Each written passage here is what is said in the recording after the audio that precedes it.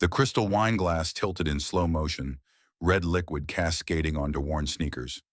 Street garbage, the woman in diamonds sneered. But she didn't know the quiet stranger in thrift store clothes held something more powerful than money. A single piece of paper that would destroy everything the billionaire's wife had built. Before we dive into this incredible story of karma and justice, hit that subscribe button and ring the bell. You won't believe how one moment of cruelty led to the most shocking downfall. Stay until the end. The twist will leave you speechless. Now let's begin. The Grand Meridian Hotel ballroom glittered like a jewelry box come to life. Crystal chandeliers cast dancing light across marble floors, while champagne fountains bubbled beside towers of delicate pastries. Women in designer gowns worth more than most cars drifted between conversations, their laughter tinkling like wind chimes. This wasn't just any party. This was Christine Hawthorne's annual charity gala, the social event of the season where the wealthy gathered to celebrate their own generosity. Christine Hawthorne stood at the center of it all, a vision in a custom silk gown that cost $40,000. Her jewelry alone could have fed a family for years. At 42, she had perfected the art of looking down on people while smiling graciously. She was married to Robert Hawthorne, a tech billionaire whose company had made them richer than most people could imagine. But Christine's real pride was the Hawthorne Foundation, the charity organization she ran personally. According to the brochures, it helped struggling families across the state. According to the media, Christine was a philanthropist and humanitarian. According to the truth, she was neither. Christine moved through the crowd like a queen inspecting her subjects. She complimented the mayor's wife on her dress while mentally noting it was last season. She thanked a major donor with practiced warmth while checking her reflection in a nearby mirror. Everything had to be perfect. Everything had to shine. After all, appearances were everything in her world. That's when Laura Bennett walked in. Laura was 38 years old, and she looked every bit as out of place as she felt. Her dress came from a department store clearance rack. Her shoes were comfortable but worn. Her purse was old but clean, the kind you carry because it still works, not because it's fashionable. She'd been invited to the gala because she worked as a social worker with families that the Hawthorne Foundation supposedly helped. Someone at the foundation had thought it would look good to have actual workers in the room.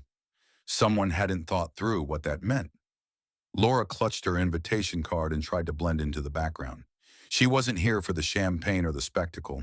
She had a job to do, but she needed to get through this evening first. Christine noticed her immediately. Of course she did. Laura stood out like a stain on silk. "Who let her in?" Christine whispered to her friend Diane, loud enough that several people turned to look. "This is supposed to be an exclusive event." Diane giggled behind her hand. "Maybe she's working the coat check?" They both laughed and others joined in. Laura pretended not to hear, moving toward the refreshment table to get a glass of water. Her hands trembled slightly as she reached for a glass. She was used to being invisible in rooms like this, but tonight felt different. Tonight felt dangerous. That's when it happened. Laura turned from the table at the exact moment another guest moved past her. It was nobody's fault, just two people in a crowded space. But Laura's elbow brushed against Diane's arm, causing Diane to tip her champagne glass. A few drops splashed onto Diane's own dress. "Oh my goodness, I'm so sorry." Laura immediately grabbed napkins from the table, her face flushing with embarrassment. "Please let me help." "Don't you dare touch me," Diane shrieked, jumping back like Laura carried a disease. The music seemed to stop, though the band kept playing. Conversations died mid-sentence. Every head in the ballroom turned toward the commotion. Christine moved through the crowd like a predator who'd spotted wounded prey. Her heels clicked sharply against the marble floor. When she reached them, her eyes were cold as January frost. "What is going on here?" she demanded. "This woman attacked me." Diane gestured dramatically at the tiny spots on her dress. "She ruined my gown. I didn't. I just accidentally—" Laura started, but Christine held up one perfectly manicured hand. "I don't want to hear excuses." Christine's voice could have cut glass. She looked Laura up and down with undisguised contempt. "I should have known better than to let people like you into an event like this. You don't belong here." Laura's face burned. "Ma'am, it was an accident. I apologized. I'm happy to pay for cleaning. Cleaning? Christine laughed, a harsh sound that echoed through the silent ballroom. Do you have any idea what that dress costs? More than you make in a year, I'd bet. More than you're worth. Laura stood very still. Something shifted in her eyes, a flash of steel beneath the embarrassment. I really think we should discuss this privately. Oh, you'd like that, wouldn't you? Christine grabbed a wine glass from a passing waiter's tray. You'd like to slink away without consequences, but that's not how the world works. And then she did it. Christine tilted the glass and poured the entire contents over Laura's head. Red wine splashed through Laura's hair, ran down her face, soaked into her dress. It dripped onto her worn shoes and puddled on the pristine marble floor. The ballroom gasped as one. Phones came out immediately, dozens of them, recording every second. That's what you are, Christine announced to the entire room. Street garbage.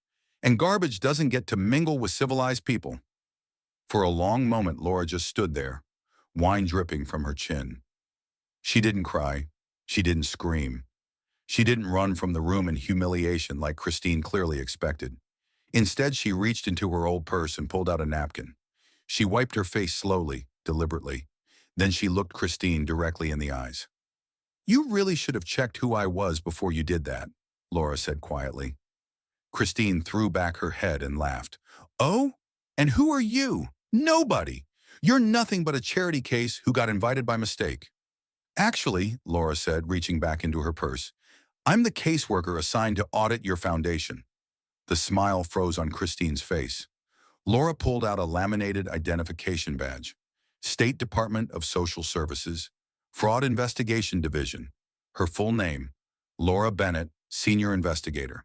And I've been investigating you for 6 months, Laura continued, her voice steady and clear. Every transaction, every bank transfer, every forged document, every family you turned away while spending their money on yourself. The color drained from Christine's face like wine from a glass. Laura wasn't finished. She pulled out a folder from her purse, somehow kept dry through everything. The Hawthorne Foundation claims to help struggling families. You collect millions in donations. You get tax breaks. You host events like this to celebrate your generosity. She opened the folder. But the families you claim to help? Most of them never received a single dollar. The room erupted in whispers. Phones that had been recording Christine's cruelty now captured something much bigger. That's insane, Christine sputtered, but her voice shook. You're lying. This is slander. Katie Morrison, single mother of 3, applied for help with a $2,000 heating bill last winter. Laura read from her documents, her voice carrying across the silent ballroom. She was told insufficient funds. That same week, you spent $400,000 on your birthday party in the Hamptons. Someone in the crowd gasped. Thomas Fletcher, Army veteran, needed $5,000 for medical treatment after being injured overseas. Denied. You bought a yacht that same month for $2.3 million. More gas. More phones recording. Margaret Williams, 78 years old, needed $1,200 to avoid eviction. She was told the foundation couldn't help. You were in Monaco that week, staying in a hotel that cost $15,000 per night. Christine's hands trembled. You can't prove any of this.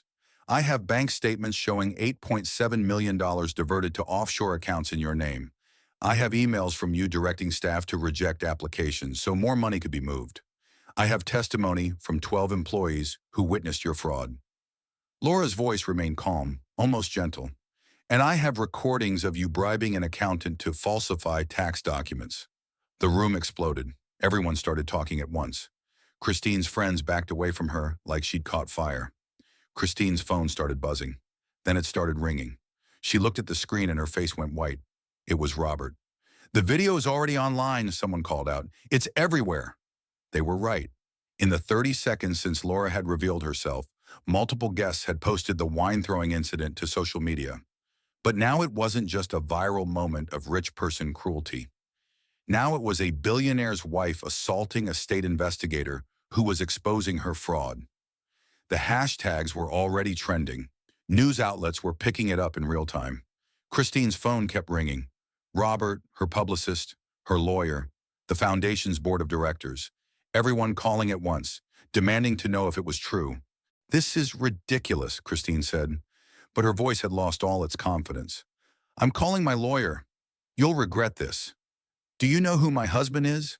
We'll destroy you." "Your husband?" Laura said softly. "Robert doesn't know about the fraud, does he?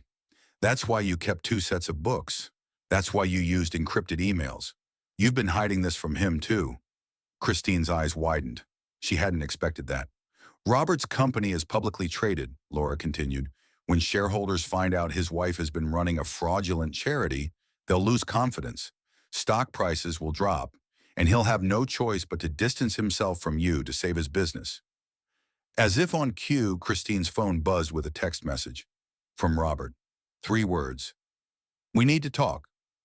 The hotel manager appeared at Christine's elbow, looking deeply uncomfortable. "Mrs. Hawthorne, I'm going to have to ask you to leave." "Leave? This is my event. The hotel can't be associated with this situation. Please collect your things." Christine looked around wildly. Her friends wouldn't meet her eyes. The mayor's wife had quietly slipped out a side door. Diane had disappeared entirely. The photographers who'd been taking flattering pictures all night now kept their cameras trained on Christine's meltdown. Laura began walking toward the exit, her wet shoes squeaking slightly on the marble floor. A path opened in the crowd for her. Someone handed her a jacket to wrap around her wine-stained dress. At the door, she turned back. "The families you hurt deserved better. They needed help, and you treated them like they were nothing. Like they were garbage." She paused. "I guess now you know how that feels." Then she walked out into the night, where news vans were already pulling up to the hotel entrance. The next 6 months moved with brutal efficiency. Federal agents arrived at the Hawthorne mansion that same night, armed with warrants. They seized computers, phones, documents. They froze bank accounts and assets. Christine hired the best lawyers money could buy, but the evidence was overwhelming. Laura had built an airtight case. Robert filed for divorce within a week, protecting his company's remaining assets. The business took a hit, but he cooperated fully with investigators and condemned Christine's actions publicly. Slowly, he rebuilt his reputation. Christine's society friends evaporated like morning dew. Women who'd laughed at her cruel jokes suddenly couldn't remember her name. Clubs revoked her memberships. Charities removed her from their boards. She'd built her entire identity on status and connections, and both disappeared overnight. The trial lasted 3 weeks. Former employees testified about the fraud. Families she'd rejected told their stories. The accountant she'd bribed broke down crying on the stand. The evidence filled boxes and boxes, bank statements, emails, forged documents, all of it showing years of systematic theft from people who desperately needed help. The jury took 4 hours to find her guilty on all counts: wire fraud, tax evasion, embezzlement, bribery. The judge sentenced her to 12 years in federal prison, no parole. She was also ordered to repay every stolen dollar, plus penalties and interest. The total came to over $15 million. Christine Hawthorne, who'd once poured wine on someone and called them street garbage, was led from the courtroom in handcuffs. But that's not where the story ends. Laura took her position as Director of Fraud Investigation Division seriously. She created new oversight programs for charitable foundations across the state. She trained other investigators to spot the warning signs of fraud. She made sure that what happened with the Hawthorne Foundation couldn't easily happen again. And the money? Every dollar recovered from Christine's accounts was redistributed to the families who'd originally applied for help. Katie Morrison got her heating bill paid, plus a college fund set up for each of her 3 children. Her youngest wants to be a doctor now. She says she wants to help people the way she wishes someone had helped her family. Thomas Fletcher received the medical care he needed. His treatments were successful, and now he volunteers with veteran support organizations, making sure other former soldiers don't fall through the cracks the way he almost did. Margaret Williams kept her home.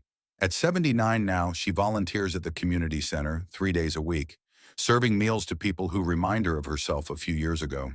She says she'll never forget what it felt like to be invisible and desperate, so she makes sure to see everyone who comes through those doors. Dozens of other families received the help they'd been promised. Medical bills paid, rents covered, heating restored. children fed, small amounts of money that meant everything to people who had nothing. A year after the trial, Laura gave an interview to a local news station. They asked her about that night at the gala, about having wine poured on her head in front of hundreds of people. "I won't pretend it didn't hurt," Laura said honestly. "Being humiliated like that, being called garbage, it hurt. But I'd been working with the families Christine had rejected for months by that point. I'd sat with mothers who couldn't afford food. I'd talked to veterans who couldn't get medical care. I'd held the hand of an elderly woman who thought she'd be homeless." She paused, choosing her words carefully. "What Christine did to me that night was cruel. But what she'd been doing to vulnerable families for years was so much worse. I didn't want revenge. I wanted justice.